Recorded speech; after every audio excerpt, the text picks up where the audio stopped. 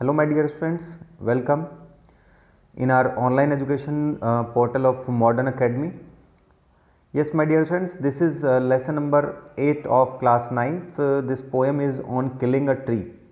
On killing a tree. Poet यहाँ पर बताना चाहते हैं कि बच्चों की एक ट्री को जब हम काटते हैं तो उसकी पूरी तरह से डेथ नहीं होती है कि उस पूरे पेड़ को हमने ऊपर से काट दिया तो उसकी डेथ नहीं हो जाती है। इसमें और भी बहुत सारे कुछ आपको वर्क करने होते हैं जिससे डेथ होती है पूरी। तो यहाँ पर बताते हैं पोइट की you must have observe people cutting down trees. आपने पेड़ को काटते हुए कभी देखा है, but can they kill a tree, क्या वो पेड़ को काट सकते हैं? It is easy to do so, क्या ऐसा करना आसान है? लेट्स रीड, चलो पढ़ते हैं और पोएम को एंड फाइंड आउट और पढ़ते हैं the poet says on a killing a tree, कि पोइट क्या कहते हैं। देखिए, it takes much time to kill a tree, पेड़ को मारने में बहुत समय लगता है, यानी पेड़ को आप सिर्फ काट रहे हैं, not a simple jab of the knife. Jab means क्या होता है? जैब मीन्स होता है एक चाकू जो होता है, चाकू से किसी चीज़ को काटना। तो एक सिंपल जो एक चाकू है ना, उस चाकू से सिंपली आप उसको काट रहे हैं तो उससे कुछ नहीं होगा। विल डू इट, क्या एक सिंपल से चाकू से आप उसको काट रहे हैं तो क्या सिर्फ ऐसा संभव है? It has grown slowly consuming the earth. It has grown का मीन्स उगा है, धीरे धीरे ये बढ़ा है। स्लोली मीन्स धीरे धीरे ये बढ़ा हुआ है। कंज्यूमिंग द अर्थ, इसने अर्थ को, पृथ्वी को इसने क्या किया है? धीरे धीरे उपभोग किया है।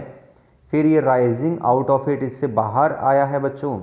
एंड फीडिंग का मतलब खिलाया है, इसने क्या किया है? अपॉन इट्स क्रस्ट, क्रस्ट का मतलब है यहाँ पर जो अर्थ है उस अर्थ से इसने क्या लिया है? अर्थ की ऊपर वाली सतह से इसने बहुत कुछ एब्जॉर्ब किया है। क्या एब्जॉर्ब किया है? ईयर्स ऑफ सनलाइट, सालों से इसने सूरज की रोशनी, एयर, हवा, वाटर, पानी, ये सब कुछ लिया है इसने। लेकिन ये सब लेने के बाद में ये धीरे धीरे और बाहर आया है ज़मीन से। And feeding upon its crust, और क्रस्ट का मीन्स क्या है? ये इसने खाया और धरती से ऊपर की सारी जितनी भी चीज़ें हैं उसको धीरे धीरे इसने यूज किया है और ऊपर आया है। Air, water and out of its leprous hide sprouted leaves. बच्चों यहाँ पर तो बच्चों ये इसमें पोइट अपने को बताया out of its leprous hide. Leprous hide का मीन्स है कि ये कोडयुक्त जो कोड है ना, अपने आप को इसने क्या किया? छिपाया है।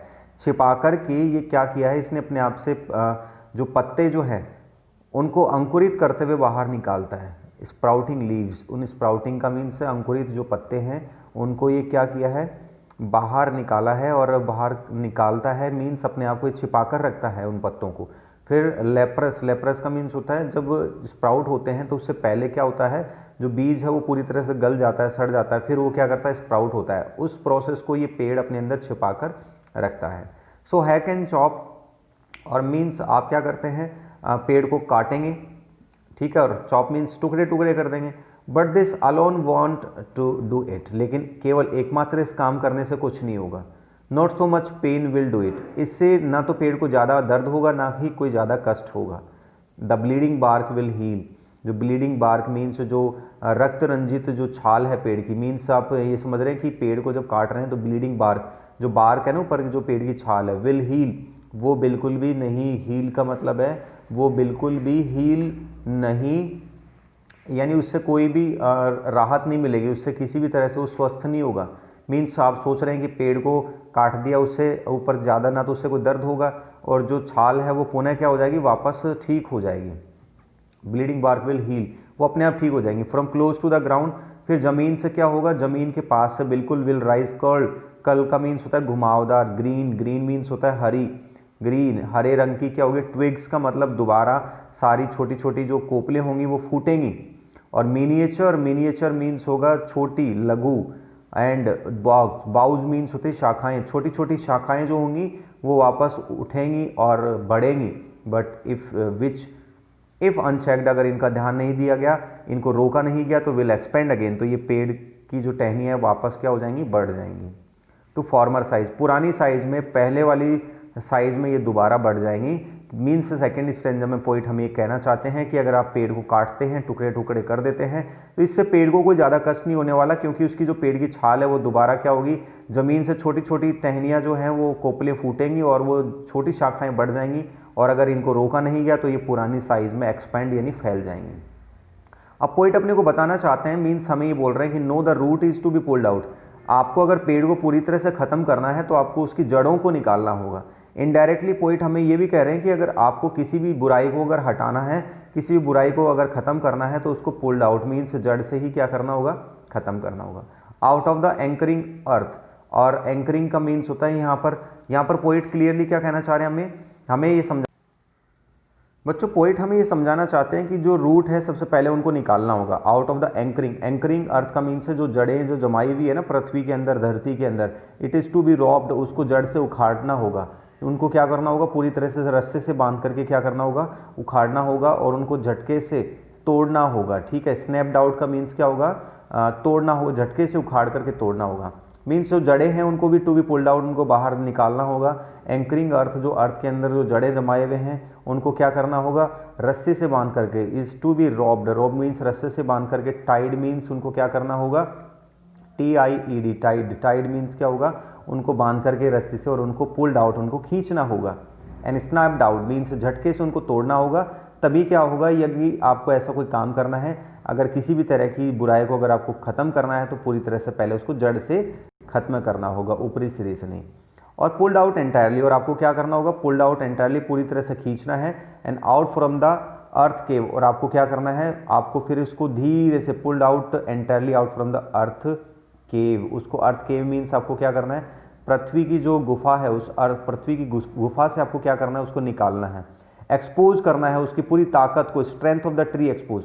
अब यहाँ पर क्या होगा, जो पेड़ है उस पेड़ की पूरी ताकत जो है ना एक्सपोज हो चुकी है, दिख चुकी है, क्योंकि पेड़ की केवल ताकत जो है ना ऊपर नहीं है, पेड़ की अपनी ताकत जो है वो जड़ में है।